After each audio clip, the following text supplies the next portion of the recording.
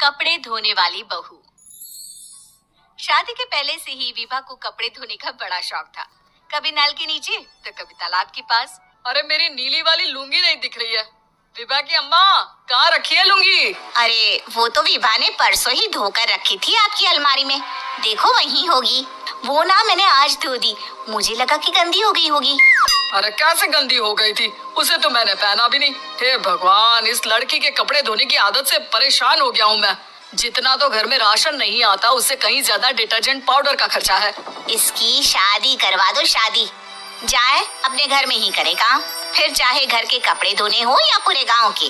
हाँ ठीक बोल रही हो, देखता हूँ मैं कोई लड़का। वो दिन भी आ जाता है जब विभा को देखने लड़के वाले आ जाते हैं। लड़की मुझे अच्छी लगी।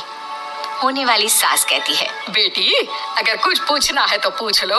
वैसे तो हमारी लड़की बहुत ही शर्मीली है, जो बोल दो वो मान लेती है, इसे क्या पूछना होगा। अरे कैसी बात कर रही हो माँ, मुझे इन लोगों के घर रहना है, सवाल तो कई है। हाँ हाँ बेटा पूछ लो ना, क्या पूछना है।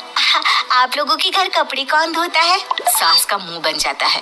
देखो अगर तुम ये कहना चाहती हो कि तुम्हें कपड़े धोने नहीं आते तो सुन लो, कपड़े मैं ही धोती हूँ, लेकिन तुम्हारे आ जाने के बाद मैं रुमाल तक नहीं धोऊंगी। अरे चुप रहना भगवान, बहू बेचारी घर आई नहीं, उसे डराना शुरू कर दिया। वो क्या है ना बिटिया, अभी तक तो ये कल्लू की माँ ही धोती थी, लेकिन अब तुम्हारे पापा तो दहेज में वॉशिंग मशीन देंगे ही। तभी विभा की माँ बोल पड़ती है, सवाल भी पूछा तो क्या। वैसे भाई साहब, मशीन की तो फिर भी कपड़े धोने की कैपेसिटी होती है, मतलब जो बिटिया दे रहे हैं ना विभा, इसे कपड़े धोने का बहुत शौक है। ये आप लोगों की क्या, आस पड़ोस गांव मोहल्ले सबके कपड़े धो दे और उफ तक ना करे। बाहर देखा नहीं आपने कितने कपड़े सूख रहे हैं, सब हमारी बिटिया ने ही तो धोए हैं। बस भी करो ना माँ, शर्म आ रही इतनी तारीफ सुनकर। और तो और एक दाग निकाल कर दिखाओ तो मान जाओ। हाँ अच्छा अच्छा, माफ करना बेटा, मैंने गलत समझा। हमें तो रिश्ता बहुत पसंद है। और ऐसे जुड़ जाता है रिश्ता कपड़े धोने का शौक रखने वाली विभा का। उसकी शादी हो जाती है कोयला फैक्ट्री में काम करने वाले कल्लू के साथ। शादी के बाद अचानक विभा चिल्लाती हुई सास के पास आती है, सासू माँ, अरे सासू माँ कहाँ है आप? ये तो धोखा है, धोखा दिया आप लोगों ने मुझे। इसे ससुर के चक्कर के बारे में पता चल गया। अरे तो उसमें तुझे क्यों धोखा मिला है? अरे नल में पानी नहीं आता, कपड़े कैसे कब धुलेंगे? अच्छा अच्छा, तू पानी नहीं आ रहा उसकी बात कर रही है? अच्छा कुछ नहीं। अच्छा तेरी माँ ने कहा था कि कपड़े धोने का शौक है, तुझे याद आया मुझे। शौक शौक बोलकर कपड़े धोने वाले मेरे जुनून को कम ना आके सासू माँ, कपड़ा धोना मेरा गुरूर है। तभी पति भी वहाँ आ जाता है। अभी अभी मैंने इसे सनी देओल की फिल्म दिखाई है, उसी के डायलॉग मार रही है माँ। अच्छा सुन, साफ साफ बता रही हूँ, पानी सुबह 4 से 6 और शाम को 10 से 12 आता है, समझी? विभा टाइमिंग सुनकर हैरान हो जाती है। ये क्या भूतों का मोहल्ला है? सुबह 4 बजे उठकर कौन कपड़े धोता है? 4 बजे टंकी में पानी जाता है, फिर सारा दिन धोना ना, किसने मना किया? अरे कैसी बात कर रही हैं? 200 लीटर की टंकी में कितने कपड़े धो लूंगी मैं, सुबह ही उठ जाऊंगी मैं। अब क्या था, विभा सुबह 4 से लेकर रात के 12 बजे तक कपड़े ही धोती रहती। एक रोज सास पड़ोस से निकलकर कहीं जा रही होती है कि साथ वाली कहती है, हाँ कल्लू की माँ, जरा ये बताओ कि 2 साड़ी है, 2 ब्लाउज और एक पेटीकोट और एक नाड़ी वाला लंबा कच्चा। हाँ तो? अरे तो क्या, कितना लोगी धुलाई ये बताओ। धोबन दिख रहे हैं हम क्या? हमारे पति सरकारी नौकरी से अभी अभी रिटायर हुए हैं और बेटा सुपरवाइजर है कोयला फैक्ट्री में। धोबन समझ रखा है हमें।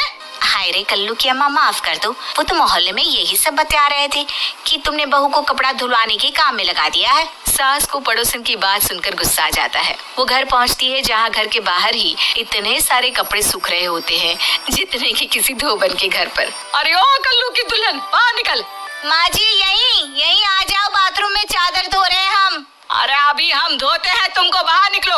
ये आस पड़ोस वाले बोल रहे हैं कि हम बहू से कपड़े धुलवा कर उसे कपड़ा धोने वाली बना दिए हैं। अरे छोड़ो ना माँ जी, किन लोगों की बातों में आती हो? आस पास के लोगों का तो काम ही होता है कि वो किसी तरह सास बहू को लड़ा दे। बहू सारे घर के कपड़े धोती है, ये क्या कम है? बोलिए। सास को भी लग जाता है कि वो बहू का ये सनकीपन नहीं छुड़वा सकती, इससे अच्छा है कि खुद ही चुप हो जाए। एक रोज सास और बहू मंदिर जाते हैं, जहाँ सास की साड़ी वहाँ खड़ी भीख मांगने वाली से मिलती है। माँ जी क्या बात है, आपकी साड़ी उस भिखारन से कितनी मिल रही है ना? हाँ हाँ देखो तो दोनों की साड़ी मिल रही है। क्या बात है कल्लू की अम्मा, तुम खुद को तो अफसर की बीवी बताती हो और ऐसी सिंपल सी प्लेन साड़ी पहनकर घूमती हो। सिंपल और प्लेन नहीं है ये साड़ी। तो क्या सोने के धागे से फूल बने हैं? कुछ भी सासू माँ, कुछ भी। हाँ बने थे इस साड़ी में सोने के धागे से फूल। मेरे पति लेकर आए थे मद्रास से स्पेशली मेरे लिए 10,000 की। ताहे भाई साहब इस भिखारन के लिए भी सेम टू सेम साड़ी लेकर आए होंगे 10,000 की। सास उस वक्त तो कुछ नहीं कहती, लेकिन बहू के साथ घर आती है और अलमारी से एल्बम निकाल कर लाती है। ये साड़ी देख रही है, ये वही साड़ी है जिसे मैंने अभी पहना था। इस साड़ी में ये जो चमकदार फूल दिख रहे हैं ना, ये सोने के धागों से काटे गए हैं। लेकिन तू लोकल वॉशिंग मशीन ब्रश से घिस घिस कर सारे फूलों को निकाल कर साड़ी प्लेन कर दी।